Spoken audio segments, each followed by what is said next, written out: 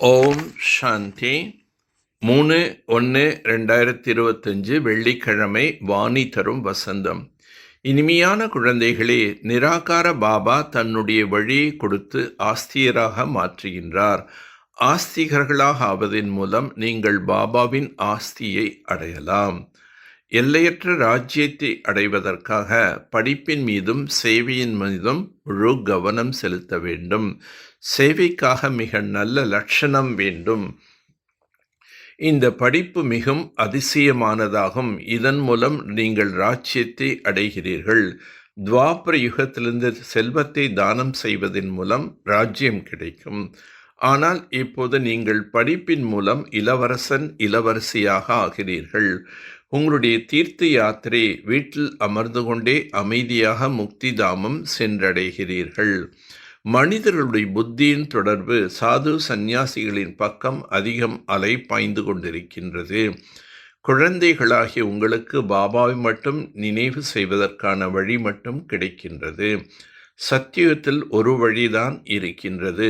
கலியுகத்தில் அநேக வழிகள் இருக்கின்றன. குழந்தைகளாகிய உங்களுக்கு ஒரு பாபாதான் உயர்ந்ததிலும் உயர்ந்தவராக மாற்ற உயர்ந்ததிலும் உயர்ந்த வழியினை கொடுக்கின்றார். நாஸ்திகர்களை ஆஸ்திகர்களாக மாற்றுவதுதான் இப்போது குழந்தைகளாகிய உங்களுடைய சேவையாகும். பிராமணர்களின் மூலம் தான் யஜ்யம் நடைபெறுகின்றது. இது மிக பெரிய மகா யஜ்யம். சிலருக்கு யோகம் இருக்கின்றதென்றால் ஞானம் இல்லை, தாரணை ஆவதில்லை. சேவை செய்யக்கூடிய குழந்தைகளுக்கு ஞானத்தின் தாரணை நன்றாக ஏற்படும். அனைவரையும் ராவண ராஜ்யத்திலிருந்து விடுவிப்பதுதான் என்னுடைய நடிப்பு என்று தந்தை கூறுகின்றார். எல்லையற்ற சுகத்தின் ஆஸ்தியை கொடுப்பதற்காகவே எல்லையற்ற தந்தை வந்திருக்கின்றார். கர்மம் செய்து கொண்டே தந்தையின் நினைவில் இருக்க வேண்டும். அப்போதுதான் கர்ம யோகி என்பது நிரூபணம் ஆகும்.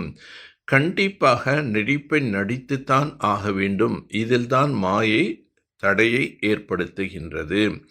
ராஜாக்களை உருவாக்குவதற்காக முயற்சி செய்ய வேண்டும். யார் அதிகம் சேவை செய்கிறார்களோ அவர்கள் அவசியம் உயர்ந்த பதவி அடைவார்கள். நிறைய குழந்தைகளுக்கு சேவையில் அதிக ஆர்வம் இருக்கின்றது. செல்வந்தர்களின் செல்வம் மண்ணோடு மண்ணாக போய்விடும். அதற்கு கால தாமதம் ஏற்படாது. மரணம் முன்னால் நிற்கின்றது. யாரும் ஆஸ்தியினை அடைய முடியாது. ஆகவே நாம் பாபாவின் காரியத்தில் ஈடுபடுத்தி வெற்றி உடையதாக ஆக்க வேண்டும். எந்த ஒரு மனிதனும் செல்வத்தை தானம் செய்கிறார்கள் என்றால் அவசியம் ராஜாக்கள் அல்லது செல்வந்தர்கள் வீட்டில் பிறப்பார்கள். குழந்தைகள் மீது இன்று பிரகஸ்பதி திசை இருக்கின்றது. நாளை ராகு திசை ஏற்பட்டு விடுகின்றது. நாடகத்தில் சாட்சியாக இருந்து ஒவ்வொருத்தருடைய நடிப்பை பார்க்க வேண்டும். உயர்ந்த பதவி அடையக்கூடியவர்கள் மிக குறைந்தவர்களாக இருக்கின்றார்கள். முயற்சி செய்து தங்களுடைய வாழ்க்கையை உருவாக்கி கொள்ள வேண்டும். இல்லை என்றால் கல்பம் சத்திய நாசமாகிவிடும். பாக்கியத்தில் என்ன இருக்குமோ அது கிடைக்கும் என்பது கிடையாது. முயற்சியின் மூலம்தான் பலன் கிடைக்கின்றது. முயற்சி செய்ய வைக்கக்கூடிய சிவபாபா கிடைத்திருக்கின்றார். அவருடைய ஸ்ரீமத் படி நடக்கவில்லை என்றால் மோசமான நிலை ஏற்பட்டுவிடும். சேவையின் வெற்றிக்காக ஆத்ம அபிமானி நிலைத்திருந்து சேவை செய்யுங்கள். மனம் தூய்மையாக இருந்தால் அனைத்து மன ஆசைகளும் பூர்த்தியாக ஆகிவிடும். வாழ்வில் ஞானத்தை தாரணை செய்து பிறகு சேவை செய்ய வேண்டும். யார் அதிகம் சேவை செய்கிறார்களோ, நல்ல லட்சணங்கள் இருக்கின்றதோ அவர்களுக்கு கண்டிப்பாக மதிப்பு வைக்க வேண்டும். அதாவது மரியாதை கொடுக்க வேண்டும். கர்மம் செய்து கொண்டிருக்கும் போதே நினைவில் இருப்பதற்கான பழக்கத்தை ஏற்படுத்த வேண்டும். சேவையின் வெற்றிக்காக தங்களுடைய நிலையை ஆத்ம அபிமானியுடையதாக மாற்றிக்கொள்ள வேண்டும். மனதை தூய்மையாக வைத்து கொள்ள வேண்டும். அனைத்து பிரச்சனைகளுக்கும் விடை கொடுக்கும் விழாவை கொண்டாடக்கூடிய சமாதான ஸ்வரூபம் ஆகுக.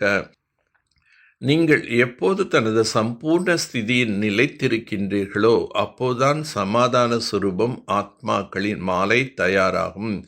சம்பூர்ண ஸ்திதியில் இருக்கும்போது பிரச்சனைகள் குழந்தையின் விளையாட்டாக அனுபவம் ஆகும்.